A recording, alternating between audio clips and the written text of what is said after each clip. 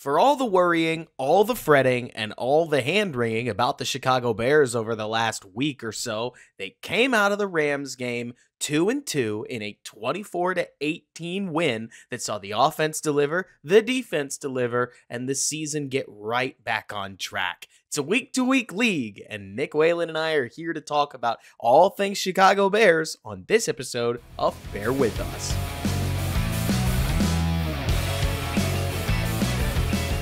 What's going on, everybody, and welcome back to Bear With Us, a Chicago Bears podcast hosted by yours truly, Robert Schmitz, editor-in-chief of the Bears blog, right here alongside my co-host Nick Whalen of Football Guys, as we try to bring you the best Bears podcast we possibly can. And thankfully, Nick, we get to do it off the back of a win. You and I didn't get the chance to do a pregame podcast, and frankly, I'm glad we didn't, because I would have spent the whole time talking about how this game had me a little more worried than I wanted to admit.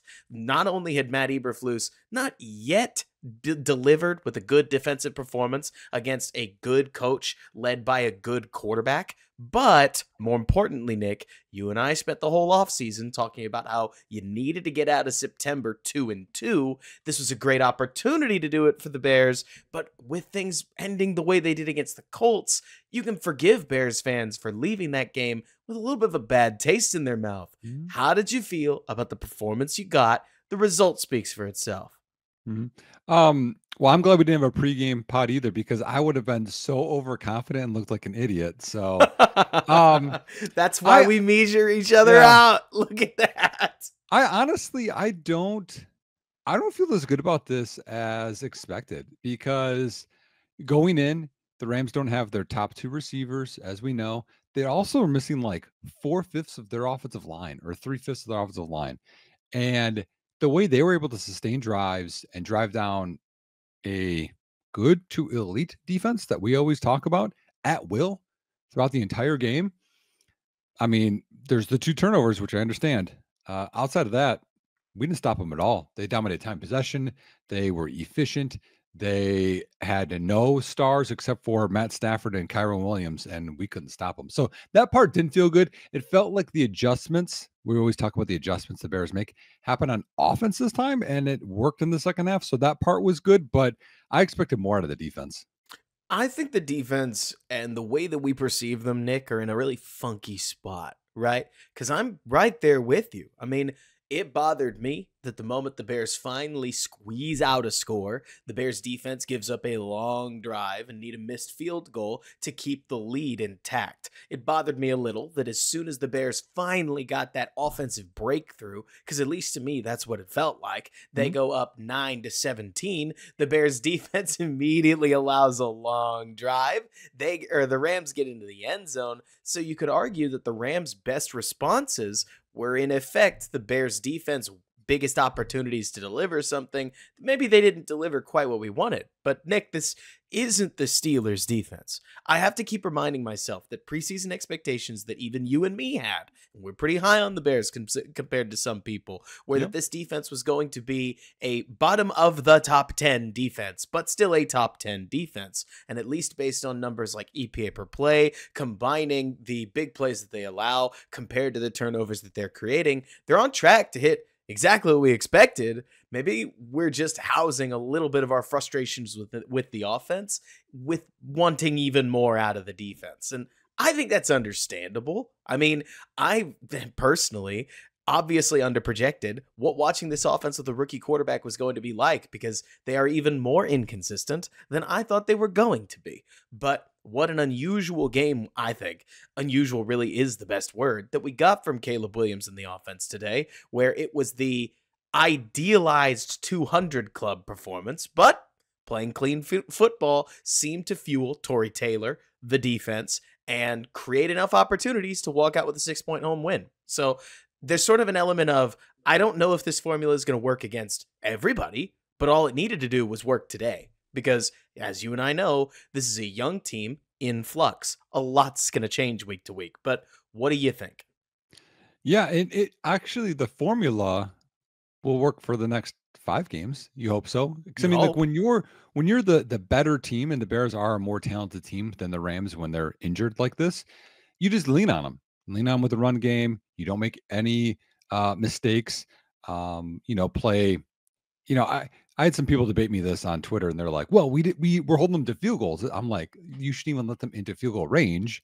But when you do all of that and play solid defense, that's when you win more football games. One thing that's interesting here, I want to note, when I was looking at the drives on offense, including special teams, every drive that had a penalty, whether special teams to start the drive or during the actual drive, that there was a penalty, we did not score points. And every drive except for um, kneeling down and running the ball out, the last two drives, right?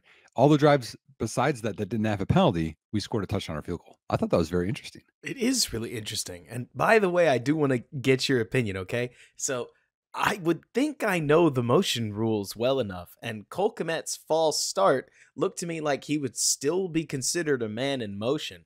What did you think? Like, I'm honestly asking, is that a call that you feel like the referee made because they're like, yeah, you false started. I know you're in motion, but I saw it. You can't like what did you think? Because I actually thought Cole did a decent job then of hopping out a little further and making it seem like he was still motioning. I mean, I get why they make the call because, you could get the defense to jump like you're simulating a snap. However, if you don't move forward, it doesn't bother me as much. And to that point, I did see Tutu Atwell on the million motions that he had go forwards on one, and they didn't call it. So to me, if you're going to call it, be consistent. And if it's not fairly egregious, I think you'd let that go personally. Now, again, in high school ball, which is where I'm at coaching now, not in college, this happens all the time. Like, it's Right. just they just let it go. I understand it's different levels, but to me, I'm like, if no one jumps off sides because of it, and you don't get the Canada. If people don't know, in Canada, you can like literally kind of comes forward at the snap, Right. or arena ball. If you don't get that an advantage out of it, what does it matter? Oh yeah. I tend to agree. It felt like, at least to me, they needed to call it. I bring it up because it's funny. I've never seen a false start in motion quite like that, and it wrecked what seemed like it could have been a decent drive. But like you're saying, the Bears just aren't in position yet to be good enough to overcome penalties. And Well, I would well, love if for you, them to be at well, some point. let's talk about that though. I think that killed that drive Oh yeah. because it's 3rd and 2. They're on there. I'm looking at it right now. They're on their 38, and it's a false start. So that's 3rd and 7, and they blitz, and Caleb gets sacked, and Caleb misses, by the way, y'all, a slant by Rome across the middle, which would have converted. But the Bears are up 24-18 there. They convert that. That takes more time off the clock. Who knows if they score off of that and it becomes a two-position game, and then it doesn't come close at the end. So, like, again, like, why are we talking about it? Those things matter. Like, all of these little things matter because 3rd and 2, with the way we were running the ball with Doug Kramer in the backfield, which I loved, by the way, I think we convert that. I feel like we at least have a shot. I mean, I know nobody care. Everybody acts like establishing the run is an old, tired phrase, right? You've probably, if you're a loyal listener, never listened to me and Nick talking about how you have to establish the run because you don't have to. But especially on 3rd and 2, Nick, the threat of the run and the way the Bears had been threatening the run makes that down so much easier to convert, especially when you think about it in a probability perspective, than bumping it back 5 more yards. And now, outside of a deranged 3rd and 7 QB draw or something like that, you're probably not picking it up on the ground at the very least. I do want to bring up another thing that you mentioned because look, it's a Bears post game podcast. We got to talk about the quarterback, right? Hmm? At least to me, Nick, it seemed as if Caleb had gotten a lot of feedback that between the Texans game and the Colts game, he was throwing too many interceptions. Because at least today, it seemed as if he was much more willing, maybe too willing, to hold on to the football. And if he didn't like what he saw downfield, after the count of, say, 3.5, just dump it down and let the running back work with it. I don't know what the all 22 looks like because we haven't seen it yet. You mentioned that Rome was coming open. If we're thinking about the same play, that's the one where he got sacked by like 3 guys simultaneously, right? Yep. It looked to me at least like he was looking for Keenan Allen, who ends up coming open, and Keenan just didn't break yet. But I also got the impression, at least, Nick, it was funny to see that this focus on not turning the ball over saw a pretty decent showing from the offense overall. And maybe you could take the dog out of the junkyard, but you still got that sweet throw to DJ Moore. You still got that sweet throw to Cole Kmet. You saw Caleb make enough of these throws over the middle in the intermediate that it kept the offense moving. People are going to forget maybe that Caleb Williams throws a good ball to Keenan Allen in the end zone to set up what becomes Roshan Johnson's touchdown run, the 1-yard touchdown that kind of kickstarts the offensive showing today. Is a funny day from Caleb. Because look, I would love to see a 330-yard, 4 TD banger performance week in and week out. Wouldn't you? But this kind of quarterbacking day, especially when you think about it from the lens of a rookie quarterback, is a lot to be excited about, if a step in the process. Because I don't think you can do this every week. But past a certain point, you got to get the win however you can, and then you focus on being pretty with it later. Well, I think some of this, and I'm going to digress back over some of the stuff that you said, because I think over the last 2 points, the new NFL with 2 high safeties and simulated pressures, which just kind of going through that, y'all. If someone is blitzing, they're bringing 5 or more, and with simulated pressure, is they're going to bring 4 of 5, 6, 7. You don't know who's coming, and there's a lot of confusion about quarterbacks now. That's all the rage. That's what Minnesota, et cetera, are running. The way to combat the too high and to beat some of that stuff is to be okay being boring. Running the football has never been more efficient because defenses are lighter in terms of guys in the box, but also the weight of linebackers and defensive linemen, because getting after the quarterback rushing is so important, but actually running the football is very efficient, as well as checkdowns, short passes, etc. And we saw that, like you said, from Caleb, like he's willing to do that. And I wonder if that's a conversation that they had, be like, hey, dumping it off to Swift, Roshan, finding Cole Kmet, that's going to keep us ahead of the chains. And when you say that, ahead of the chains is when you want to gain the whole purpose, y'all. First down is 4 yards. Second down is half of what you need to gain. And third down, you want to convert. Like that's how you stay ahead, and getting false start, sack, incomplete pass, 2nd and 10. Like that's how you kind of fall behind. And so when you look at Caleb's spray chart, he was like 15 of 15 below, or 13 of 13 below 15-yard air yards. It was 15 of 15. You were on the mark. Yeah, maybe it was 15 of 15, under 15 air yards. But one thing that we talked about before the season started is, okay, why did they sign DeAndre Swift? It was first day, it's a lot of money, not really sure. And I had brought up, I bought Sharp Football's NFL preview, and in there it talked about how Chicago was 31st or 32nd in EPA for running backs receiving or out of the backfield. And today we saw that DeAndre Swift led the Bears in receiving yards, 7 of 7. He kept them ahead of the chains. He converted multiple times, and it took pressure off of Caleb. So this is kind of that new age football where checking down is actually what you should do, because you don't know what the safeties are rotating to or where the pressure is coming from. And I'll just get out to a guy, safely, and he'll get yards. Absolutely. And I mean, look, I'll be the first to say it, Nick. Eventually, around weeks 10, 11, 12, you'd like a balance, as opposed to nearly every play suddenly becoming check it down to DeAndre Swift, a week removed from unleash the dragon and shoot bombs all over the field, right? But that said, I'm serious.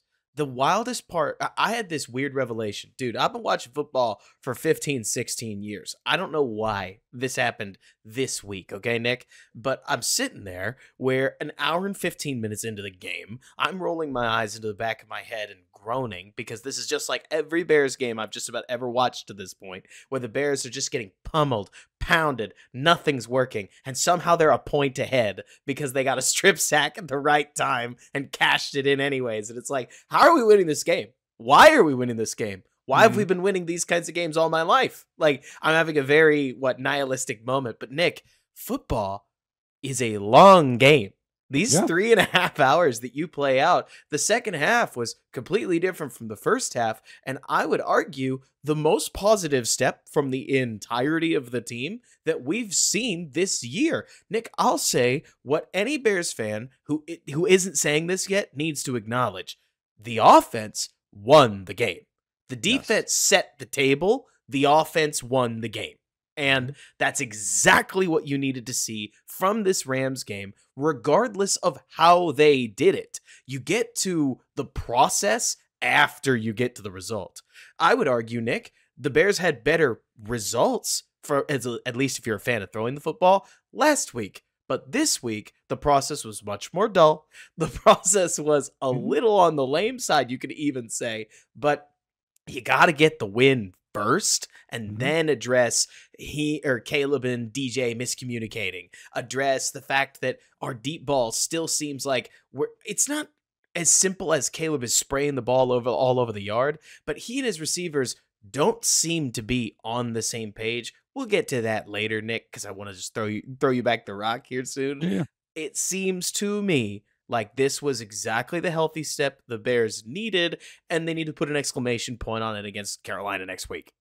Mhm. Yeah, no, I'm totally with you. I have a fun thing, and then we can kind of segue if we want to talk the defense, but just in terms Mm-hmm. of offense and efficiency. So you had talked about, they made some adjustments, and I don't know what Tevin's injury was. Did you see what it was? Mm-mm. I heard it So listed as ribs. okay, well that's better, I guess. But so he left, and Matt Pryor, I believe, gave up 2 sacks. That's what I would call. And then they switched, and Nate Davis was at right guard, and Matt Pryor was at left guard, and they had touchdown out of the second half, right? So I'm not going to say it was because of the line Ah! change, but the line change.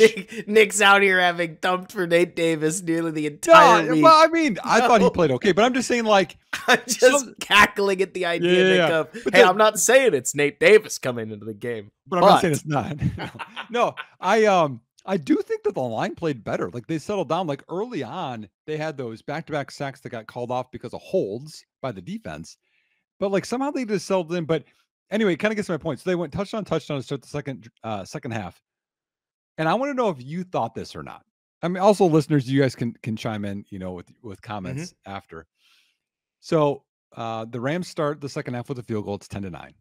The mm-hmm, Bears score a touchdown and they're up 7. yes. I thought go for 2, right? Go up 9, make it a 2-point game. They kicked the field goal and it was 8. Did you think that at all? I thought about it, and then I immediately tried to process it through being a defensive head coach, and I said, nah, they have to score 2 touchdowns on my defense, and there's no way they're going to do it. And I was like, okay, they're going to take one. Like, No, even no, no. less, Oh, I get what you mean. I know what you Touchdown, mean, 2-point. but Nick, I always try at least as much as I can to separate my own personal proclivity between the right decision that Matt Eberflus should make, if that makes sense. And I mean, we literally saw that play out. That scoring back-to-back touchdowns is hard, and the Rams couldn't do it. And Right. it ended up being part of the difference in the game. I'm not trying to stump for Eberflus's decision. I'm more saying, Nick, that I can see that one as more of an analytic coin flip than people would think it is. Oh my. What specifically? Because I can So see. sorry. So I'm watching games as we're going here. We're Oh yeah. talking about, the parity in the NFL, and the Chargers went for it on 4th and 1 from like the 2 or 3, and they Well, I didn't get mean, it. we saw some weird decisions this weekend. I know nobody cared because they ended up walking off Mississippi State without any issue. Steve Sarkisian in the Texas Mississippi State game the other day, he pulled points off the board to go for a 4th down that they did not get. I So know. some coaches be making some goofy decisions I out know. there. I know. It's okay. That gets me to another tirade. Okay. Spit. I've coached for 14 years.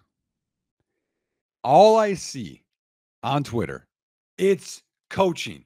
It's this, it's that. Okay, y'all, tell me what it is. Because if you've done it before, tell me exactly what needs to be done behind your sit on the couch and, hey, I can do that type scenario. Because you're working with people that think on their own, that will do their own thing and mess up all the time. I've done it for literally 14 years. You do something or you in practice, in meetings, and then comes to the game and they still mess it up. And you're like, that's coaching. And you're like, now again, you're not gonna throw them under the bus, but that's how it is. And then sometimes They'll do something that you don't tell them to do, and it works out. I understand that. It goes both ways, but people will say, well, oh, Cole Kmet false started twice. That's not Eberflus. That's coaching. Is it? There's so many things out there. So I would like to hear, and I'm not saying you, Robert, because I haven't seen you say this, but just everyone I think that's an easy thing. That's just coaching. Now, again, are there different levels of coaching? Matt LaFleur and Sean McVay in terms of X's and O's and things? Yes. But also, did we give, Shane Waldron his flowers today I thought, going outside the box and not activating Kari Blasingame, but using Doug Kramer as his fullback was coaching, and it worked out. It was smart. But I don't see people patting him on the back. So y'all, when let's you say coaching, tell me more about it. Let's draw a little chart, Nick, right? Hmm? Mentally draw the chart with me. What can we complain about when it comes to coaching? What can't we, right? Let's give some examples. I think the Bears play way too soft a version of cover 3. Every time I watch the cover 3, and they got punished with it today, they let their corners guard. They basically play like a version of catch zone, I guess, which is a combination of catch man and match zone. Anyways, I'm making my own terms here. That's probably not the correct football term. The point is that we see way too often that both Jalen Johnson and Tyreek Stevenson will sit in their zone and they will wait for a receiver to come to them before they attack them, which leads to a lot of these wide open completions over the middle of the field against play action cover 3 that don't need to be there if we can let our aggressive man corners that are physical go play a little bit of press. And it doesn't have to be press every down. I get it. But it drives me crazy, Nick, that they are so passive in some of their zone calls with the way they are teaching their zone technique. I think that is a criticizable coaching thing. Another one, the offensive lineman, every offensive lineman that puts on a Bears uniform during the Eberflus regime plays his worst football. I mean, whether it's Tevin Jenkins looking worse in year 3, whether it's Nate Davis looking like a shell of himself compared to Tennessee, whether it's Coleman Shelton having been hid in a Rams uniform, puts on a Bears uniform, and he is a magnifying glass every single game at this point. These and the fact that they're getting just punished by stunts. Even today, they gave up another sack off of a stunt that just got straight home. Feel free to point at Chris Morgan and say, yo, what are we doing with a couple of these things? Okay. So I do have to. So feel free to pick and scratch. Yeah. So coaching at each level is very different. Okay. Because the mental load is so much different the higher up that you go. And also because it's their job, right? You go from Pee-wee and flag to middle to high to D3 college. None of them are getting paid in theory. NIL, I get it. But in theory for what they're doing, right? D2 on up to NFL, right? They're probably getting some kind of money for it, or that's their priority, right? So we do have to say this. The mental load for NFL players is quite different in that during the week, you're not working on a lot of technique things or, hey, I'm going to clean this up. It's more of cleaning up mental errors or trying to get healthy for the game. Because there's so many plays. I mean, you guys see, and that's one thing that I like about Caleb is he comes to the line and he checks out of another play to go to a run, or he flips a run, or hey, this is our blitz beater, right? So you'll see them. They have so many checks and things they'll say. They'll touch the helmet. And so that's built in during the week. They have to be ready for that. Hey, what is the signal for that? Or what do you say? And that's that call. And everyone has to know that. That's why there's so much on them mentally, but not as much, hey, we're going to work on picking up stunts all week and we're going to be good at it. I don't know how much they actually do because one, we're beat up. Kind of time.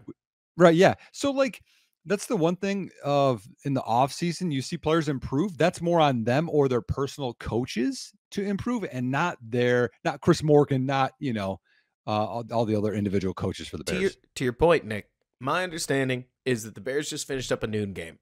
Later today, they're all going to watch film and they're going to sit in the cold tub. Then on Monday, each player individually is going to primarily focus on recovery, and then they'll have a couple of meetings. And then on Tuesday, they'll have a light day. They'll do some install to go with meetings. Then on Wednesday, they'll actually practice. Then on Thursday, they'll wind down and get ready to travel. And then on Friday, Saturday, they'll install and travel, and then they'll play on Sunday. Point being, they get like 2 hours of actual practice that they can really rep anything meaningful, because outside of that, they're just trying to get their body out of the last train wreck and ready for the next train wreck. And so it's less, let's say, rep time than you actually, or than most people think it is, to your point. And yeah, and you're right. And like, there are things, and I've done this, where this would be on coaching. You have the wrong personnel in the game for a play. Like last week when Waldron had Carter blocking so much. But sometimes you have that in there. Like, actually, let me go all the way back to Super Bowl. It would be 1988. The drive, Joe Montana, they scored the touchdown against Cincinnati to win the game. Super popular, right? That everyone remembers that, and the throw to John Taylor. Well, what maybe you don't know is the play that they ran out of 21 personnel. But Bill Walsh thought that they had more of a, or they ran out of 11 personnel. But Bill Walsh thought that their nickel was better than their third receiver. So they ran out of 21 personnel, a play that they had practiced before. So everyone had to know it, out of a different personnel grouping to try to get a better matchup. Now, maybe that's what Waldron was doing last week, and it didn't work. I understand. Dumb on the goal line, too. I get that, right? But, like, we don't know, like, the chess match that's going back and forth, and there's so much to it. No. But I think the personnel things, because I've called plays for the personnel that wasn't in the right game, and it wasn't a great play call for me. That's on the play caller or the coach, or not having your players ready for certain plays or tempos or adjustments, things like that. That's on the coach. There are some things that are on the player too, but I just think it's easy and people blanket statement, something negative happens. Oh, that's on Flus. He should get fired. That's on Shane Waldron. He should get fired. And I'm like, I don't know that. How can you say that? Like any of us, Robert, how many of us can say that's 100% on Flus? That's Nick, I can 52% on Waldron. Nick, I really try not to cut you off often, right? Yeah. But I can tell you how a lot of people say that, right? They can say it because they're frustrated Bears fans that desperately want things to change. Things look like they're fundamentally the same as they have been for the last, let's say, 5-6 years of our life. And everybody's just mad. And at the end of the day, you could say fire Matt Eberflus on social media. Right. And there's no consequence. It doesn't do anything. It's just venting, right? I'll tell you, Nick, that I think Matt Eberflus has a lot to prove. This may be harsh. My standard for Matt Eberflus is not going to move this season, right? You got to make the playoffs, because I need to know, as I'm sure you do, that the Bears have a coach that's in at least the top half of the league. It's a tough division. Welcome to football. That's the standard. This is a results-based business. You're in year 3. You've got your defense, and you got a schedule tailor-made by what looks like Roger Goodell himself. You got to deliver something. Not that I'm going to go crazy calling for Eberflus's job, but more to say, Nick, that this is just not the week to go crusade about Eberflus or Waldron, because I thought Waldron did a great job of managing the running back room. I thought Roschon Johnson was out there for some critical carries, and he delivered critical results. He only ends up with 3.8 yards per carry, but he picked up 2, one first and goal at the 1, or third and goal at the 1. I don't remember what down it was, and it doesn't matter. First and goal at the 1, I think. Scores a touchdown. Also has a 3rd and 1 at midfield. Picks it up. He gets hit behind the line on that one. I thought that was an unbelievable run by him. Yep. It was awesome. And like you're saying, I think using Doug Kramer as a fullback is creative. Okay, find something to spring your run game. That's the coach's job, and he did do it. Not to mention, while I think they may have overdone getting Caleb to, keep a lid on things and not throw the game away, hey, it's good learning experience for a guy like Caleb Williams to realize that, you can have a pretty friendly day if you just throw it to guys that are good and got to the NFL for a reason. I Mhm. think the whole coaching staff comes away from this one, Nick. Let's just be blunt, right? They won the ball game. If they didn't win the ball game, it wouldn't have been enough. But they Well, did win the ball it's game. tough to win in the NFL, and It's they won. hard. Like that, like you have to keep that in mind. Like there's random teams that win on weeks they shouldn't win, and winning is difficult, and they won. We're recording this at about 5:45, so this play literally just happened, Nick. But assuming you've got Red Zone on, you've seen Mhm. that the Raiders have kept a lid on the Browns' offense for nearly the entire game. But on one broken play, Deshaun Watson escapes, flicks a ball to Amari Cooper. He races down the field for 75 yards and a score, and now the Browns are winning. That's life in the NFL. You go from 28-0 to 31-28 Yep. or 31-29 in the blink of an hour and a half. It's hard to keep this stuff up. And I think this team deserves at least a requisite amount of praise for the fact that while they're growing, while they're still screwing up what feels like every third down, sometimes on both the offensive and defensive side of the ball, like 1 and 3 downs are just sort of a mess sometimes. They found a way to win a game they needed to win. You thought that this was the game that, if memory serves, Nick, I thought they were going to lose to the Colts. I didn't end up thinking that, 2 weeks ago, but I'm thinking all the way back to you and me's September, like season preview. Yep. One of us thought they were going to beat the Colts and lose to the Rams. The other thought they were going to lose to the Colts and beat the Rams, but we both agreed the target was 2-2. That's Yes. exactly where they are. It kind of doesn't matter how you got here because it's Nope. been a messy month. Because at the end of the day, you can roll up against Carolina, and then you can go to London and face a limping Jacksonville squad. And if you come out of this 4-2, you're on track. Yeah. So no, I'm with you. So I just want to give people a little insight on coaching, and like it's an impossible job. Everyone hates you. No, it is. Everyone in the stands has all the answers. Even if you win, you didn't play this player Did enough. they call back the Brown touchdown? Did they call back the Cooper touchdown? They did, I believe. Yeah. Oh my god! The Raiders have the ball right now. I do want to shift gears to coaching's impossible. Sending it back. Another area of football that doesn't get recognition and should. Special teams. Okay. Let's talk about punting. Let's talk about. Okay. Well, I have a couple things. One, Cairo Santos made his field goal, made all his extra points. That's something that the other team couldn't say that they did. Nope.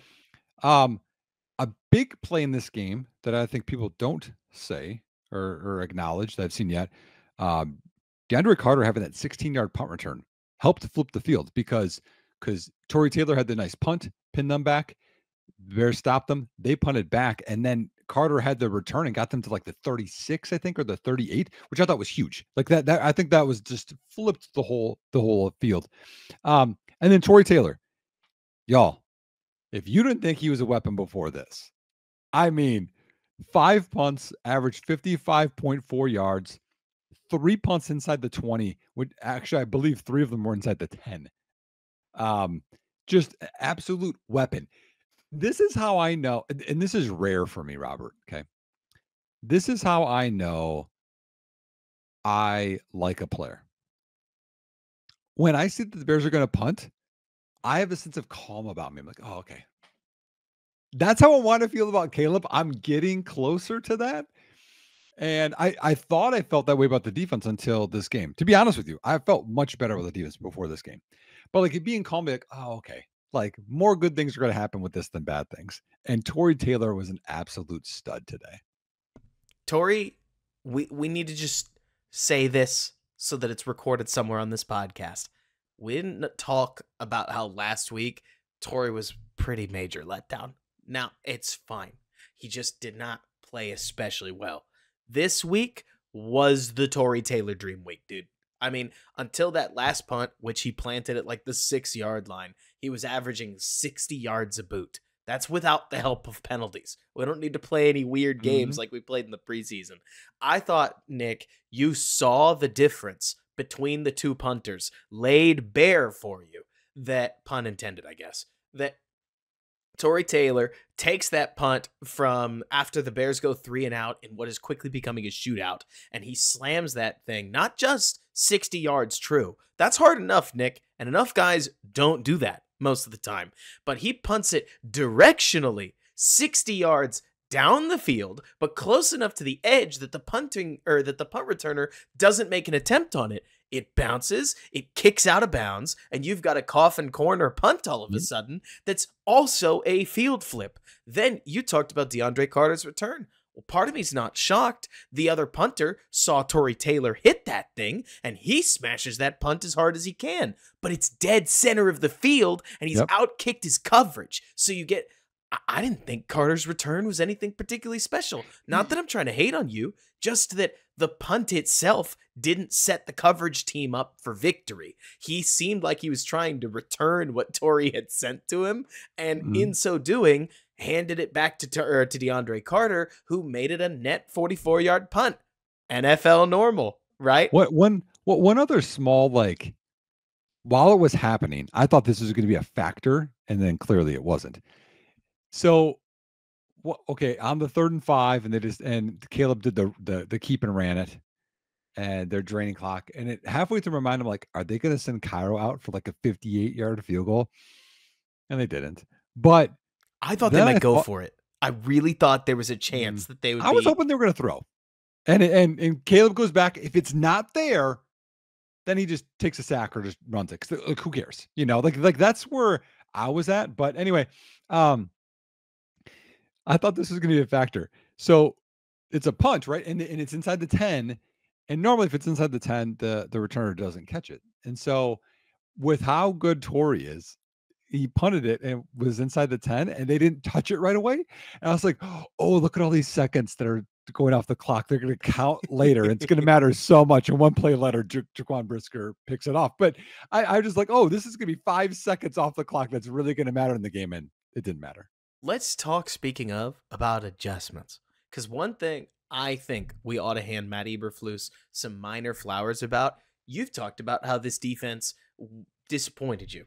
One thing I liked, so I don't love a lot of the individual performances, though I do think that the Bears showed just how much defensive tackle depth is going to mean for them, because Andrew Billings was clearly on a snap count, and that was not great for the run defense in the 3rd quarter, because they missed number 97 every time he stepped off the field.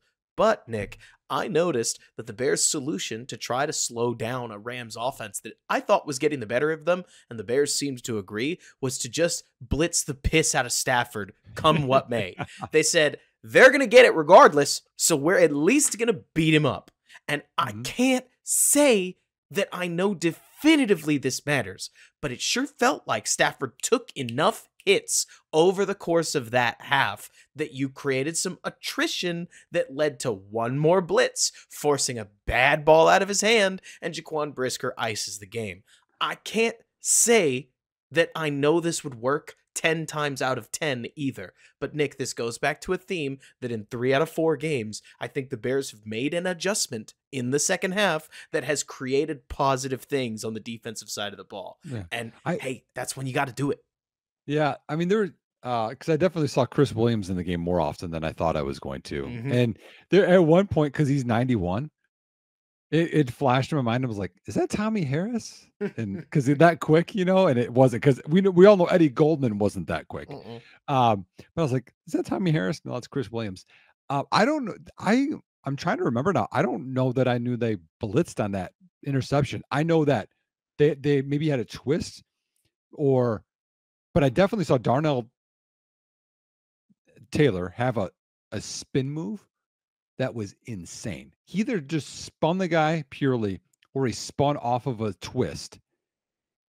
I mean, he could have got flagged maybe for going high on Matt Stafford, but it was such an elite athletic ability thing that, you know, the people that say, oh, I could do that, just watch that play, try to block that guy. Good luck. That guy is an elite athlete. And who knows? So, maybe it wasn't a blitz, but the timing of when Taylor got there felt very blitz to me. So fast. And, but no, I'm with you. They did blitz quite a bit more. I mean, you definitely saw guys coming off the edge. I mean, was that Kyler Gordon or no, Brisker off the edge? Brisker that hit the sack that everybody saw coming. That's one of those fun ones, right? Well, that's, if you watched the Denver Jets game, that was also, they had a guy come off the blind side and sack Rodgers that kind of like ended that game too. So, maybe it's a thing. But yeah, I do agree with you that I like that there was more blitzes.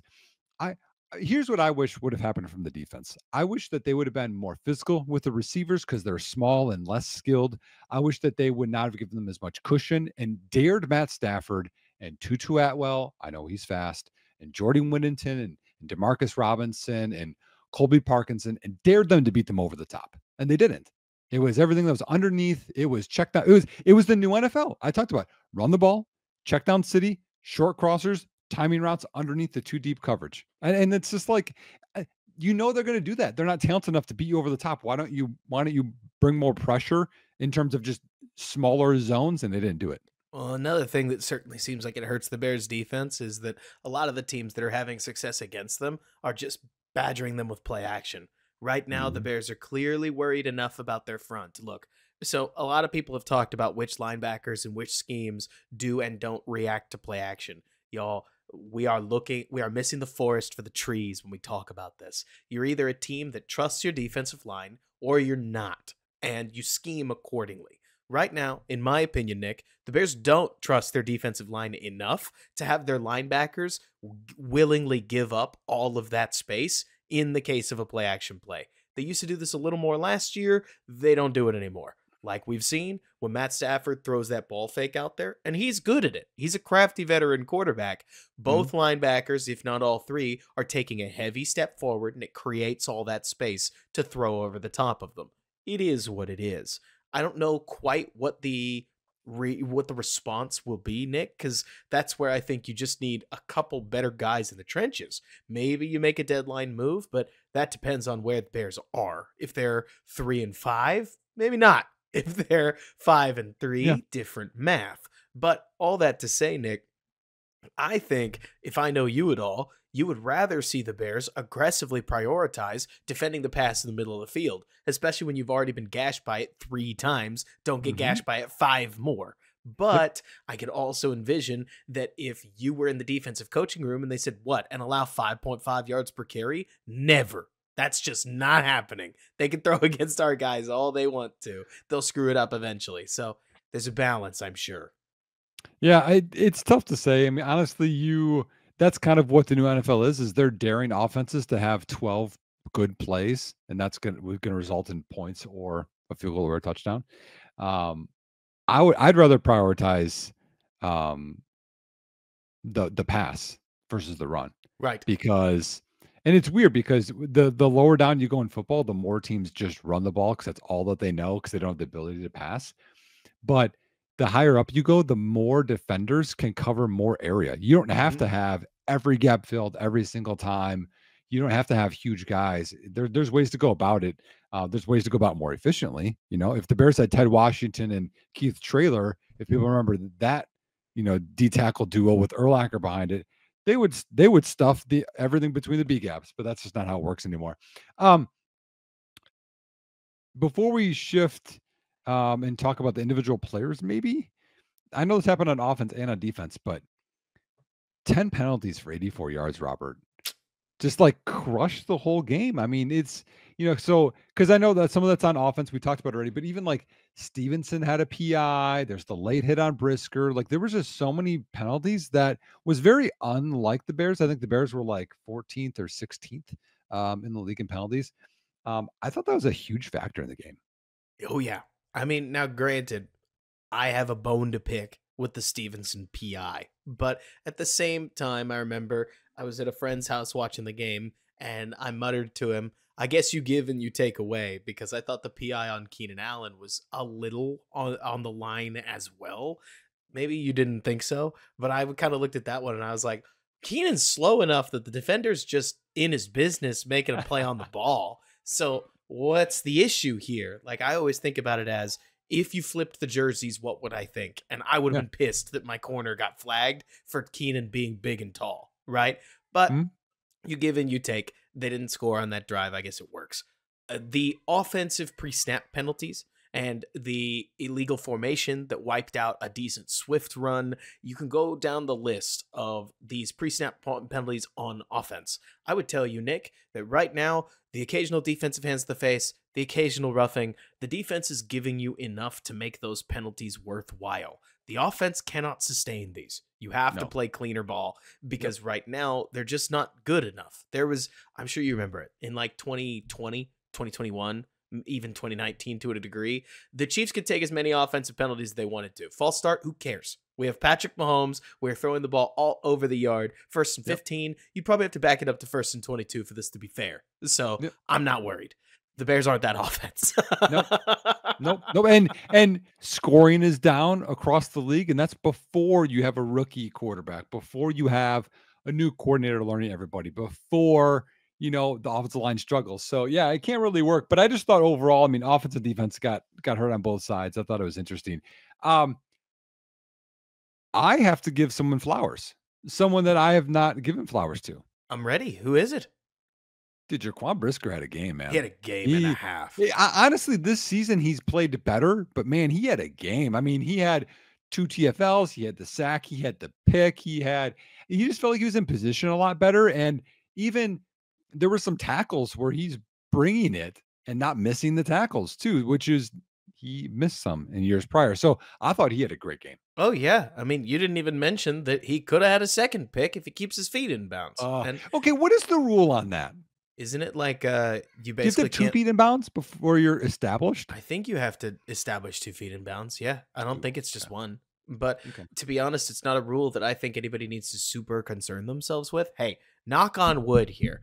But that's one of those rules that comes up so infrequently that it's like, let the referee tell you about it when they No, I get know. there. I just didn't know the rule. So I think it's that when you go out of bounds, you have to establish yourself back in bounds. And so I don't know quite what Brisker did to get himself out of bounds, given that he was in front of the guy. So I'm like, how'd you do that? But I'll figure it out later when I watch the All-22. More to say that Brisker was all over this. I mean, that he crushed his one-on-one matchups. The sack is awesome. He still is a guy who plays like he's 230 despite being about 200 anytime he's in the box. So you love a guy like that. I feel like he's dealing this season. And the Bears are finding creative ways to not get him hurt when he's in deep space. So this is good. This is a good safety. yeah, no, I'm with you there. It is because we've been critical of Brisker. So, and again, I think that flying we're around too, dude. yeah, I just think that we're a very fair podcast in that like we're not going to stick with our opinions. If we have new data, we change them. And so Brisker is definitely one of them. Can I Which talk about somebody I'm disappointed in? Oh, sure. Look, it's 4 weeks into the season. This is still one of my favorite Bears. Do I need to give more caveats? Nick, I like this guy. Oh, I know who it is. We have to talk about what we see. We can't play super favorites. And the only reason that I'm hitting Caleb Williams with a Nerf bat and everybody else with an aluminum bat is because Caleb is a rookie, and there are plenty of moments, Nick, this point in. The first spear screen that the Bears called, I went back and looked at it again because I hated that call at the time. And worse, the Rams nickel corner recognizes it's coming based on the formation, which I was like, that sucks. And I'm pretty sure Caleb checked into it, which is a great reminder of when you have let's call him a field general playing quarterback. The rookie field general gives you 2 ways to get tricked, because now you can get tricked during the play and you can get tricked pre-play on potentially getting pushed into a check that the defense is hungry for. So look, rookie quarterback life is rookie quarterback life, but man, we are not getting near enough from DJ Moore right now. Like, I thought it was somebody else. Right now, at least the guy that DJ Moore, obviously everybody wants to talk about how he slowed down on what could have potentially been a touchdown. I don't know that Caleb made a good enough throw. Like, to be honest with you, I think that if DJ Moore is sprinting, it's still just a little off of his fingertips. So here's what I think happened on that play. Tell me if you agree, because it's verticals. I thought DJ settled into that too high zone where you kind of, after you beat that, you widen and then you kind of chill, and Caleb just thought he was sprinting. And he's going to continue vertical and not settle. I thought that was the communication issue. Is that what you thought? So I'll tell you, the first thing that I thought is that I've seen a lot of receivers across Waldron's offense doing the college thing where they just like jog through a marked route when they're not the primary. I've seen Rome do this. I've seen DJ do this against the Texans and the Colts. I'm sure if we'd seen Keenan play more, I would have seen Keenan do this. Guys that are smarter than me and know offense better than me, like JT O'Sullivan, would say, how on earth are you doing this? The film is your resume. Why would you not run everything full speed? All I can tell you is the Bears just don't have everybody run full speed all the time.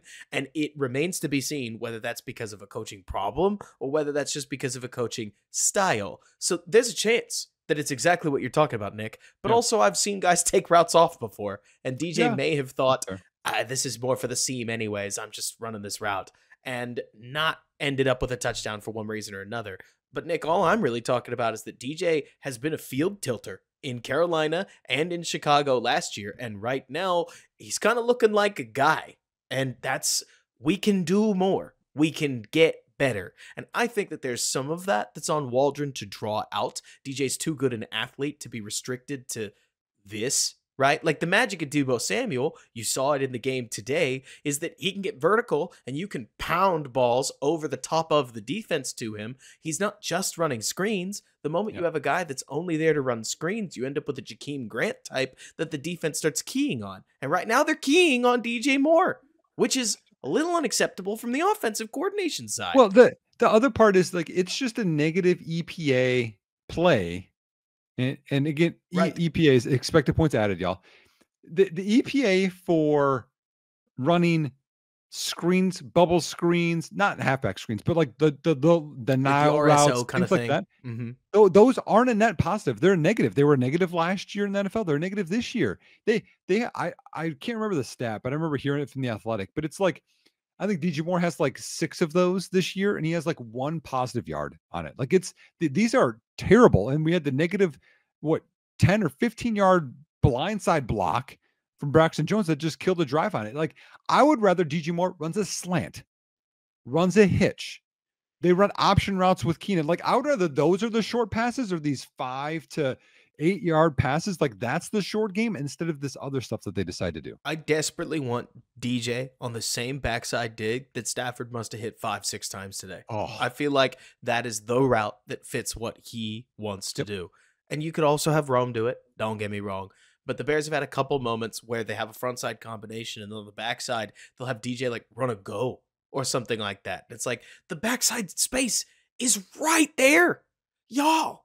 But anyways, DJ Moore is not somebody, again, Nick, can't say this enough. I'm not trying to freak out about DJ Moore. But also, you see posts on social media about how he's sitting by himself the entire football game. You see him get to the end zone and he just calls himself off. Maybe he's hurt. Maybe he's just frustrated. And I can't help but look at this and say, Nick, you know what? If you're Allen Robinson and you're playing on the tag and you're not planning on being in Chicago anyways, it's unacceptable behavior, but I understand it. DJ, you signed an extension. You aren't going anywhere.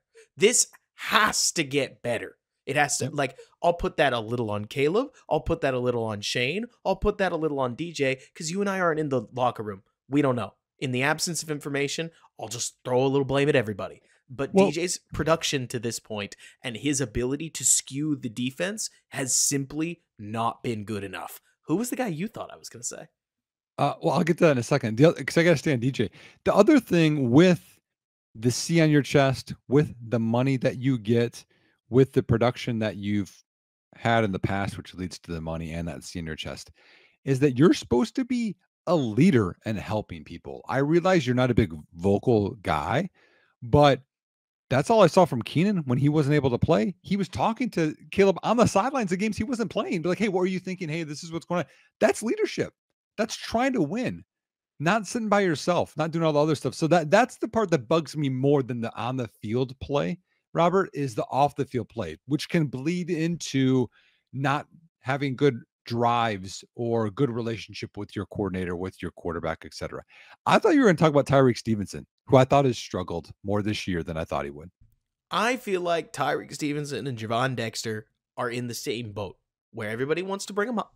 But I also feel like people forget about how unusual the volume that they're put up against right now is unusually heavy, and it's going to skew a lot of things. I think Tyreek has made a bunch of little plays. I think right now he's a prickly enough corner where if your game plan is seriously just to target Tyreek Stevenson on straight drop back, left, right, and center, he's giving you a passer rating of like 75. So he's going to make or you're going to get some completions, but ultimately it's not going to be efficient enough. Perfect example would be that 2-point conversion that floats over whichever receiver it was in the end zone, and you don't get it. But Nick, like you're talking about, on these play action shots, targeting Tyreek Stevenson, he's not pressing the inside receiver enough. And all I can tell you is Jalen doesn't either. Like when they run it to the other side of the field, it's not as if Jalen Johnson is nailing that down, which makes me think it's just the way they're teaching it, right? I know. That may not be good enough for you. And I can't tell you it is. I'm more saying that Tyreek Stevenson is not allowing Nico Collins a free access inside slant because Tyreek Stevenson is not good enough to do better. There are coaching choices in the way they're lining Stevenson and Jalen Johnson up that I don't think are playing to Tyreek's strengths, but I'm just a guy on the internet. Does that make sense? No, I'm with you. Right now I was pulling up his PFF stats, and this doesn't include this game, but he's only slightly better in well, he's 3.1 coverage points better, which is massively better.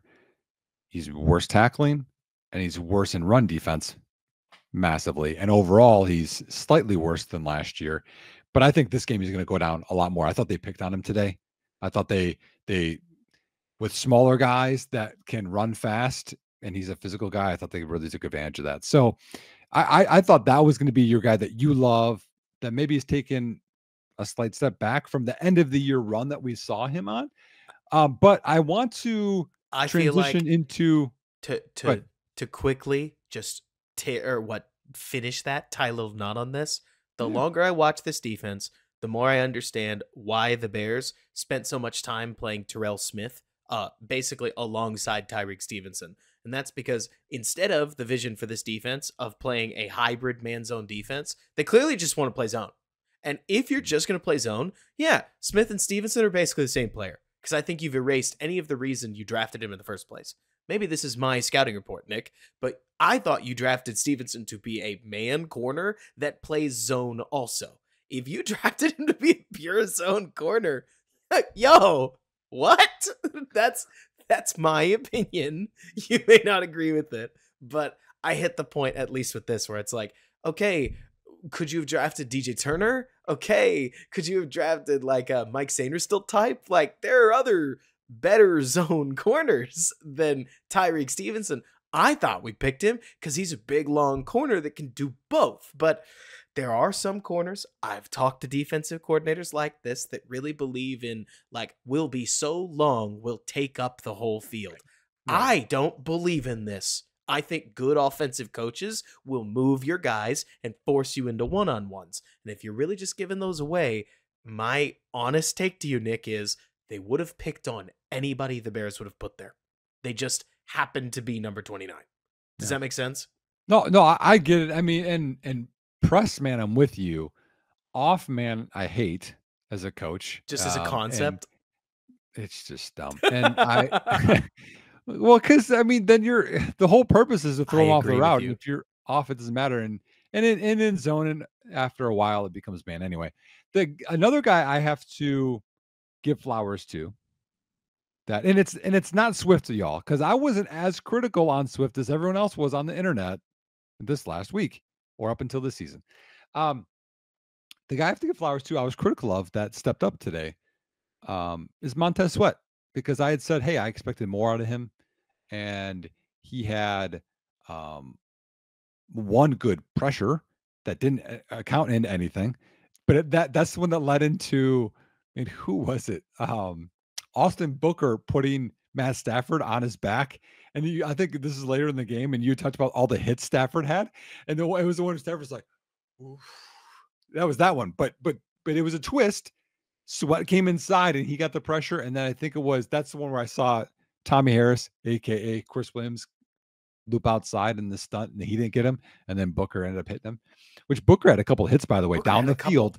And hustle, which I liked out of him. But Sweat had the sack that we saw last week, where it was tight ends trying to block the ends and got the fumble, and that helped out some things. So I thought he played better against the run, better against the pass, and that's why you pay him that. So I thought that he needed to get, some credit. If I'm going to be critical of him when he doesn't play well, I have to give him some praise when he does. Mm-hmm. And I mean, this was the kind of game where you needed to see Sweat do it. I also thought we saw Dexter come through. You mentioned this earlier, Nick. It's a funny game to talk about because this is Bears fans. Quick, just reality check. I guess you could say, right, Nick? This is kind of like the Browns game last year, where everybody came out of it saying Montez Sweat's amazing, and it's like we are going up against OT number 4 because for some reason they didn't want to move OT 3 over to the only pass rusher the Bears had. So they've just gone ahead and put OT 4. It might have even been OT 5. Like it was a guy they Yeah. signed off the Well, street. he had one or two batted passes too. Remember that one? It's just like Oh, yeah. he's so big. He's so big and so Yeah. long, and also the Rams were starting a ramshackle group. That pun was intended. I've been using that all week on offensive line. So it's just not the week to base your expectations. No. That said, Javon Dexter's sack was dope, and like there's a bunch of encouraging signs from the young D-line pieces that are playing. But it's a darn shame that they're so light on depth. And frankly, it's funny, right, Nick? Zach Pickens would not normally be such a heavy hitting draft potential miss. You can't hit mathematically more than like 50% of your draft picks. No matter Nope. how you scope the role, you're going to miss some. That said, their lack of D tackle depth feels really obvious in a game like this where Andrew Billings is clearly gritting through it.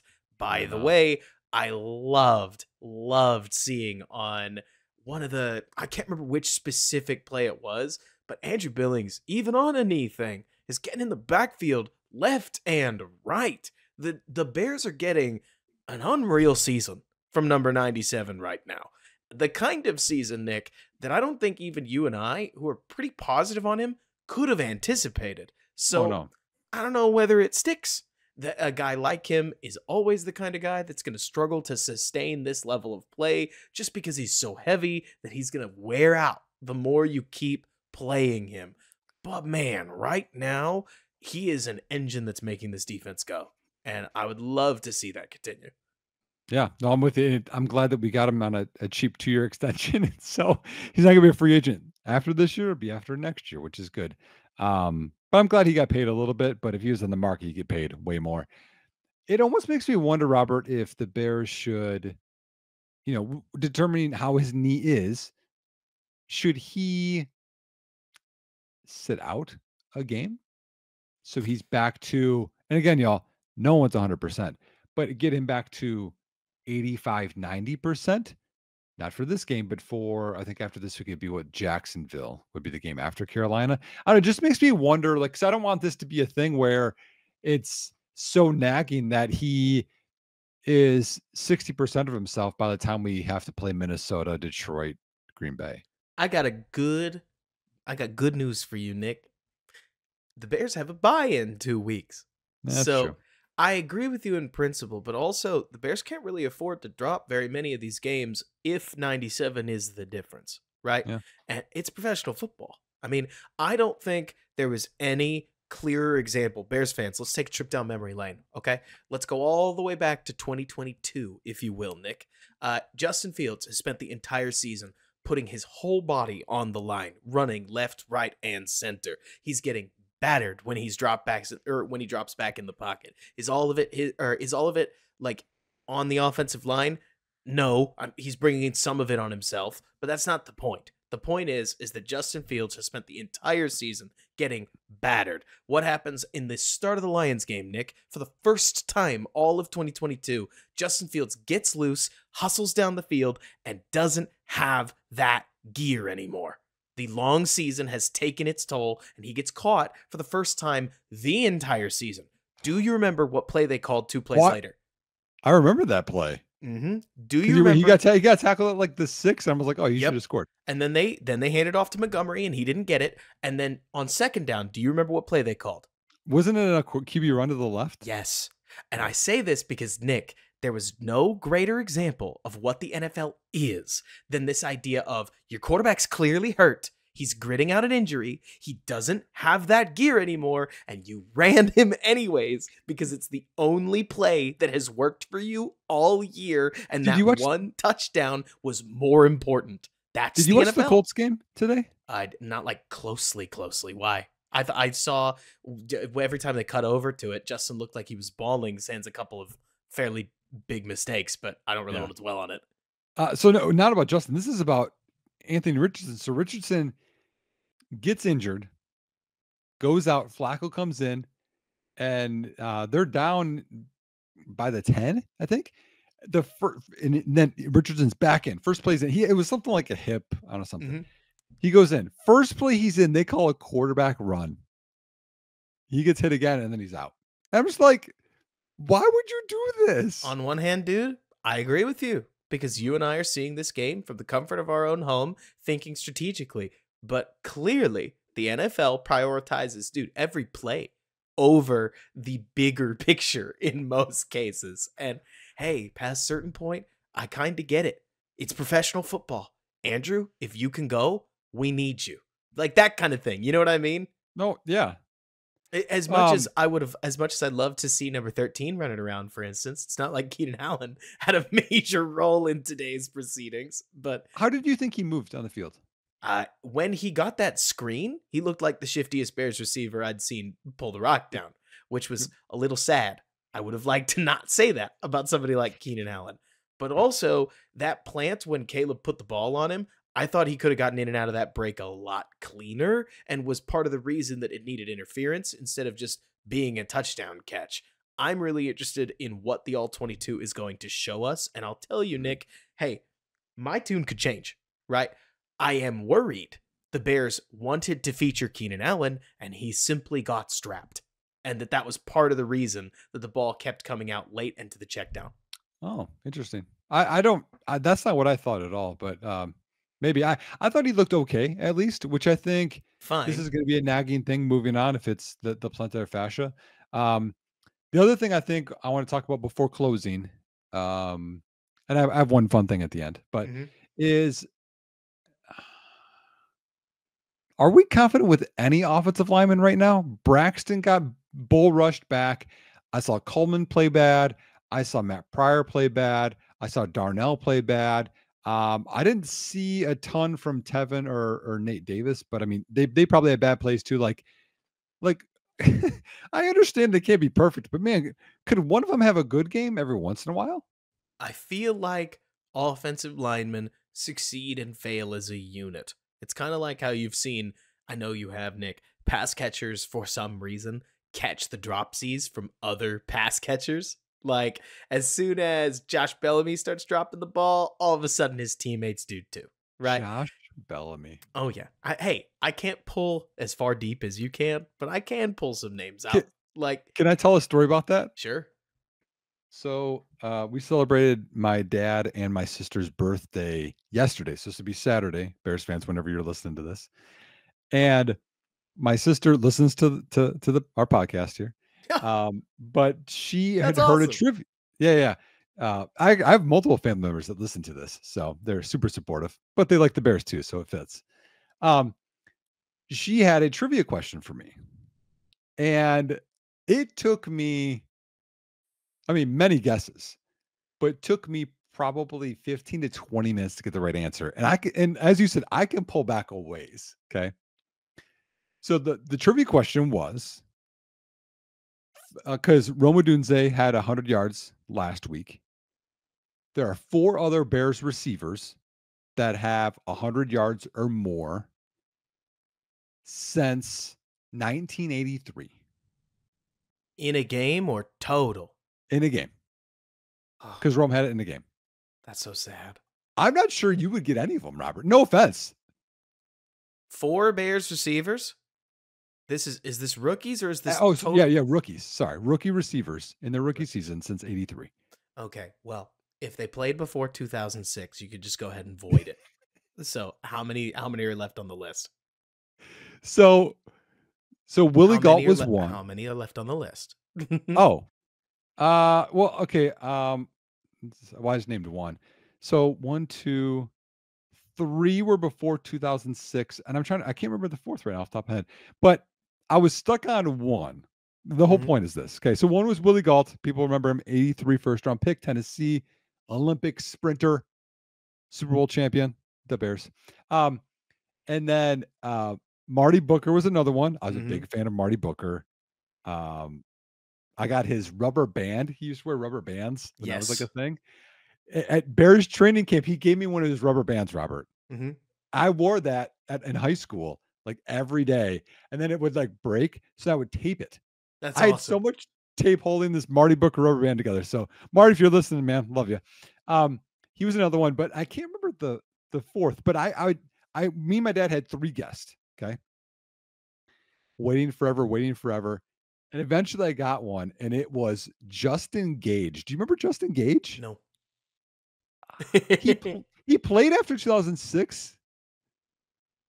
I think 83 was his, or I'm sorry, 2003 was his rookie year. So he played after 2006. Anyways, I got it after 15, 20 minutes. I was super pumped about going deep in the There you go. archives and getting it right. It made me feel good, I, that would feel good. but man, Period. tough. And also, I mean, I think it's okay. Let's talk about something that doesn't matter. Caleb's box score, right? I feel weird talking about passer rating. I feel weird talking about yardage total, touchdowns, because it's funny, Nick. This is kind of the game you and I would have seen coming as a September Caleb start. But of course, you get in the middle of it, and Jaden Daniels is putting up silly numbers in an offense that's looking unstoppable because they're running for however much they want to. They're passing amidst all that rushing, and they're efficient as all get out. And Mhm. so suddenly the fact that Caleb Williams goes, what, 106 passer rating? I'm looking at it right now. He had an 135 point something passer rating against the Blitz. He was like 8 of 9 for a bunch of yards Yep. when he was blitzed with one sack. There's a lot to like in what we saw from Caleb Williams today. But I do feel like we're getting sucked into a bunch of social media stuff. Not you and me specifically. I mean the Bears Twitter populace No, about yep. because at the end of the day, you really want to rile Bears fans up, make them mad. What's the easiest way to make them mad right now? Use either of your two did the Bears pick the wrong quarterback storylines available. And Yep. this week's is Jaden Daniels. And then if Yep. Jaden loses, we'll pivot back to Justin Fields. And so Yep. I can't help but look at this, at least right now, Nick. And I say to myself, I would love to see Caleb take off. Because now I'm going to wind all the way back to why I started on this. I would love to see Rome get a heavier role. I think that the Bears right now are working through how to fit all these pieces together. You want Cole Kmet attacking the middle of the field. You want Rome Odunze in an offense that also has Keenan Allen. You're trying to get DJ Moore open. You won't convince me, Nick, that after having messed up with DJ Moore, Caleb Williams didn't attempt to get DJ a touchdown in this game. That target on 1st and 10 that went nowhere. I have no idea if Caleb was expecting DJ to run a corner and then just threw it away, or whether DJ had access to an inside fade. I don't know. I don't even know if there was a defender there. They didn't give us any good looks at it. Do you know what? Do you know what I wanted him to do on that play, It's Caleb or DJ? Caleb? What? So the Bears had like this diamond quads to the right Mm-hmm. to get attention, and they faked this screen, and then it was DJ backside. And he was double teamed. I didn't see a linebacker on the field. I want him to pump either one and do like a draw or run. I It don't was want to do any there. quarterback run. That's just Oh, me. it was there.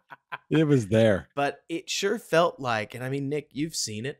Sometimes the truth is stranger than fiction. And I do wonder if, in an effort to be a leader and try to build a connection with one of the best receivers on his team and a guy who's going to be here for a while, that after that missed TV or TD snafu, Caleb made a direct intention to look DJ's way more to try to basically bring him back into the fold. And I'll tell you what, it resulted in one of the most sensational throws I've seen in a Bears uniform in a while. That kind of intermediate backline end zone touchdown is, I think, easy to overlook, but all the film dudes are going to be talking about that one all week. Well, Like, it's even more impressive because a couple things. One is that's pre-snap, post-snap reading by Caleb, but It's DJ on a linebacker. It's stick nod, and he's throwing with the linebacker's back turned, which means he's still open. It's a safe throw. Like there's so many things that he had to process Mm-hmm. and to attack and take advantage of that made me excited about it. I have a fun thing left in closing. Do you have anything else that you want to talk about or no? I think it's easy to overlook in the fun of Swift's touchdown run that it got set up by the other most sensational throw of Caleb Williams' season. Maybe I'm boring, Nick, but anybody in the NFL can hit a go ball down the sidelines. I'm stoked that Caleb hit one to Rome, but you throw enough of them, you're gonna hit them. That throw, putting it up and over a linebacker, I mean, I love it, Nick. There's nothing I love more than that shot they give you from behind the end zone of when Yep. the linebacker leaps up for it and he just can't get it. Yep. And then you get a receiver right behind him, tucking the ball away. That throw and the throw to DJ Moore, maybe I'm a Bears homer. But I look at those throws, the third down success that he had last week, and what he's starting to build is success in the intermediate. And based on all the data people that I've seen this from Tej Smith, I've seen this from from Ben Baldwin, I've seen this from Football Outsiders talks about this a lot. PFF used to talk about this a lot. Your grade from a clean pocket, attacking the intermediate, is the best and closest thing we have to predicting long-term success in the NFL. And right now, Caleb is eating there. Yep. We need to get better at the deep ball. I'm Mhm. not trying to pretend that we don't. But some of these throws are the throws we didn't see Mitch Trubisky make. Trubisky used to throw high on any of these, drop it over the linebacker's balls, and the safety would just catch the ball that was thrown to him. Justin didn't attempt him at all. And so seeing some of these, especially from a trafficked pocket like we saw with Caleb Williams, look, Nick, we haven't gotten this crazy out-of-pocket Caleb Williams that we expected. That hasn't happened. And that's okay, because the clean pocket Caleb Williams we're seeing is growing into quite the passer. And Mhm. I like the journey. I'm converting this, if you can't tell, into my closing thoughts. No, I get it. They needed a win. They got a win. They actually got it from quite a three-phase approach. The defense couldn't have come up with a bigger play than the strip sack when they got it. The offense couldn't have come up with a better time to fumble themselves into the end zone. Shane Waldron couldn't have come up with a better time to demo his super jumbo package that the Rams were just most literally not ready for. The Bears survived some bad matchups. Jared Verse is eating, and he ate Braxton Jones. Like, that was a bad matchup for him. Fisk versus Pryor was a bad matchup. But the Panthers don't have those guys. And No. so at least you get a week off of that before you prep for a Jaguars team. It's a little better on defensive line, but we'll get there when we get there. This is the kind of game that you look at, you see the defense delivered when they needed to, the offense delivered when they needed to, and when you needed a good punt, you got that one too. So is that going to work against the Packers or the Vikings? Got good news for you. They ain't playing them for 2 months. So the team that the Bears are, when they get there, we'll find out. For now, they need to be better than, I will list the teams in order. They need to be better than the Panthers. They need to be better than the Jaguars. They need to be better than nobody. They need to be better than the Commanders. They need to be better than the Patriots. They need to be better than the Cardinals. And if you can go 4-2 over this stretch, you might have something this season. Yep. But you kind of have to go 4-2. Like, the gauntlet is on the table, Nick. You got to be better than 3-3, because if you aren't, you got to be pretty good when you get to that tough stretch. So Yep. We'll see. But we said it against Tennessee. I will repeat it. In September, kind of doesn't matter how it happens. We're seeing, I actually can't say this for sure, Nick, but it feels like scoring is going up every week. That we just started so low that you can keep playing the scoring is down narrative, because it started so foul. And Caleb's passing yards are going up, Robert. I know. And We start with 93. Jaden Daniels just scored 42 points. Like, what was it? Andy Dalton hung 24 points on a bad Bengals defense, and the Bengals responded with 34 points. So we're seeing more points across the NFL, no matter what the Broncos and the Jets try to do about it. But I say all this, Nick, because I do think we are acting a little breathless for something that traditionally does take a little longer than we want. I think Caleb looks ahead of traditional rookie schedule, but I am a little disappointed to own the fact that he is on a rookie schedule, no matter how much I wanted him to not be, if that makes sense. The Bears' environment has not been amazing. I don't know what they're going to do at offensive line, but I hope, Nick, that Shane Waldron just shows us something, because at least right now, we haven't seen the magic from our offensive coordinator. And if he can find it, then maybe you'll get the clean pockets that a backup offensive line gave Stafford on all the unpressured downs today. Like, Mhm. even the ones where Caleb's not pressured, that pocket gets tight fast. It's And you yep. watch any other Tighter football than game, the it other doesn't ones. happen. Yeah. But Um, that's it. That's what I I got. think some before I get to my fun stuff, I think just talking on Caleb, y'all, like the concern I had week 1, I remember this. Man, he's getting a lot of tipped passes. I wonder if this is going to be a trend. I don't think he had any of them tipped today or last week. So like you go through that. Now you go through, he's doing all of the checks at the line. He's throwing all over the field, not just to certain areas, not just super safe throws. He's doing all of the things and spraying to all of the areas where and he's having some success. But I mean, down the field is the most difficult. And he's failing there. But it's just And it's the interesting to most see that wide he's receiver evolving. dependent. If your wide receiver doesn't run to where you threw the ball, it Right. looks inaccurate. Yeah. Shocker. And No, I everybody know. seems like they're on different pages. Back to you. So the only fun thing I want to add was this. The Bears won today. Okay. So we should be happy and more positive on Bears Twitter. But even more important than that, Robert, the Packers lost. Amen. And so we didn't talk about this yet. We need to. I have a couple of stats here. Okay. Is there Uh, quarterback controversy in Green Bay? Well, that was one I was going to get to. So Malik Willis 2-0, Jordan Love 0-2. Okay, Those are the I don't know rules. That's what I've been told. who should be starting there. That one thing. Jordan Love this season 56% completion percentage. He's averaging 2 interceptions per game for the most expensive quarterback in the NFL. Record against NFC teams: Green Bay is 0-2, Chicago is 1-0. So I mean, being 2-2 after this stretch, again, I would say the first 4 games weren't none of them were easy games, but now we're going to get an easy stretch. And so when some of these other teams are going to be playing some of these harder teams, we're going to be in this stretch. So I'm pretty excited with where Chicago is going. Let's enjoy it.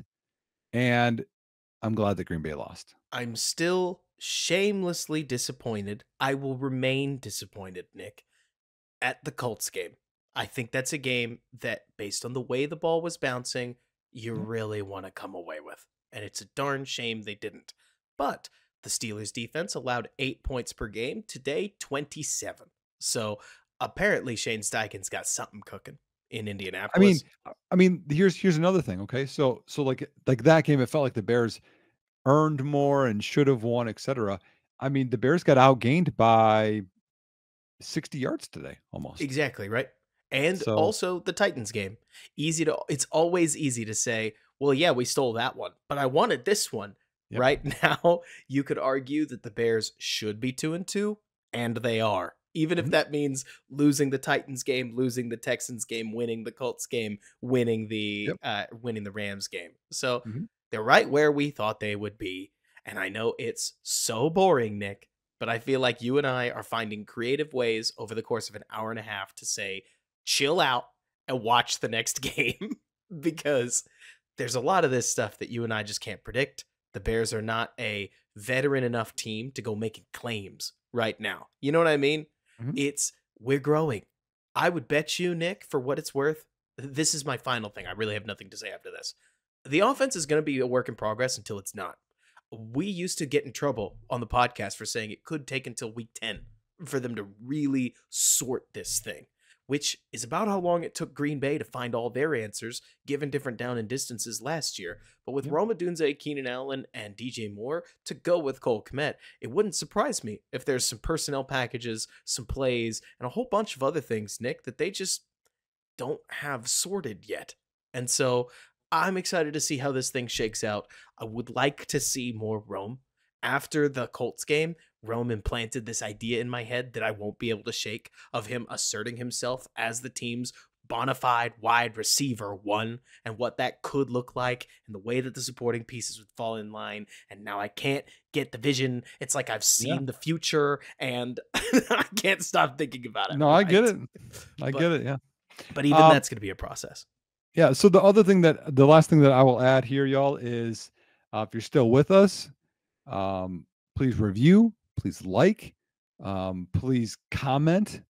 Again, likes even on the YouTube will help more Bears fans or fans at all just get drawn to our podcast. I want to hear from y'all your favorite Bears defensive tackle of all time. Because they're people too, okay? Just like punters, right? D tackles don't get a lot of love. I hear your favorite D tackles because there's a lot of favorite ones over the years. I can't get out Keith Traylor's interception against the Jaguars in return out of my mind. So Keith Traylor's going to be my favorite one, y'all. And then what emoji you want him to use, Robert? You tell me. It's your choice. We've been going back and forth. I got you. Yeah. Let's do. I feel like it's apple picking season. You want to go apple again? Yeah. Let's do an apple or any kind of different shade of apple. I feel like we don't have an apple picking season in Dallas. What? What? Hey, are you guys safe from the hurricane down there? True. Yeah, we're fine. Okay, yeah, that's. I'm basically in a landlocked desert that got built around, so it's kind of like living in a culture dome. Like it's all the culture dome feeling except for the literal dome.